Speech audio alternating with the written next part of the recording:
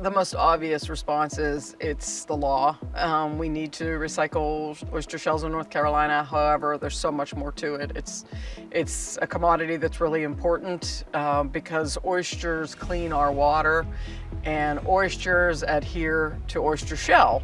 So you want to recycle the oyster shell so they can put it back in the water so that natural growing oysters can attach, their spat can attach, and we can repopulate the waters, thus cleaning the waters.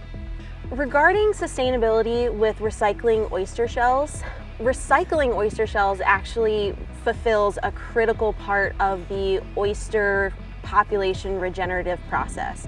So spat, or tiny little baby oysters, prefer to cling onto hard substrate, mostly other oysters. So when we're constantly harvesting oysters, either from a grower's perspective or from a wild harvest, as we're kind of taking that reproductive habitat away, we want to be able to put it back. So whenever there are oysters served at restaurants or used for oyster roasts, anytime oysters are consumed, taking that shell and putting it back into the water only guarantees more oysters for future generation. Our Shuckin Shack recycles about 10 million oyster shells a year. We don't let a single oyster shell drop in the garbage can. So Jason and I think of the oyster as the ultimate superfood. We felt that way before we owned a Shuckin Shack. When we decided to open an oyster bar, it became all the more important, and we learned even more than we already knew about our passion for oysters.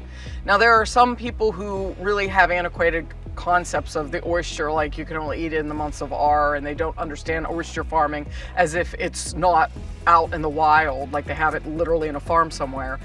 So it's really important to me to explain to them the importance of oyster farming and that you can eat plump, juicy, delicious oysters all year long.